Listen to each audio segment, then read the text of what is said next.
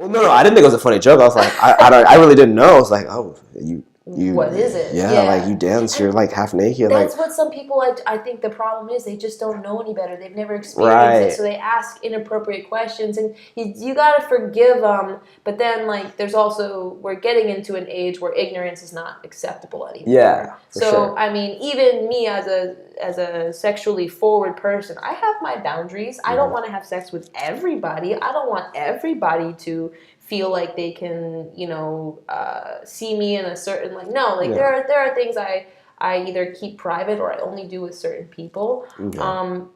But I get to establish those boundaries, and that's the beautiful thing about, I think, where sexual culture is moving, and also like the feminist movement, and same with men. Like we're all the Me Too movement thing. We all have this opportunity now to be clear about where our boundaries are, whether they are farther back or farther forward.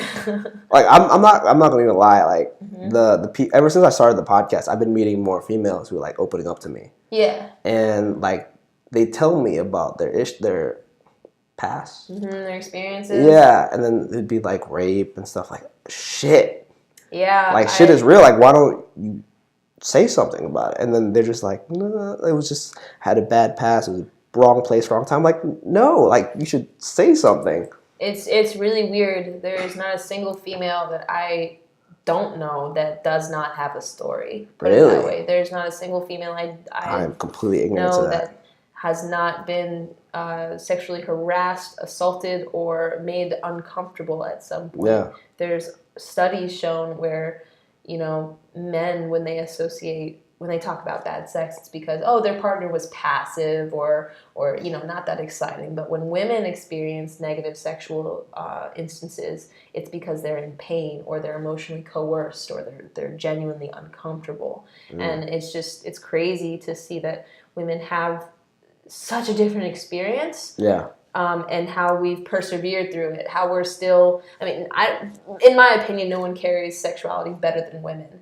We do everything beautifully, even things that, would make men cringe. I don't disagree at all. I don't disagree at all. We just carry it really well. We can make it into a career. We push those boundaries all the time. And we're just in a weird place where we're also talking about, like, what respect is, too. And it's enlightening. Yeah. No, I personally think that, like, we all look good for women. Like, women look good for women. Guys look good for women. No one gives a fuck about us.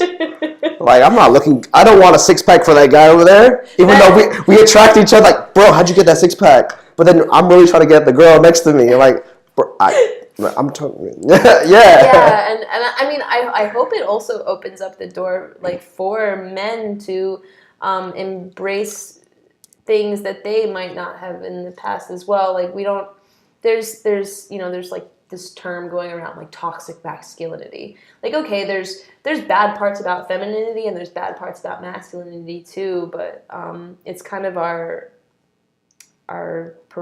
goals now is to I guess not define, but allow everybody to be who they are, and maybe not categorize them so much.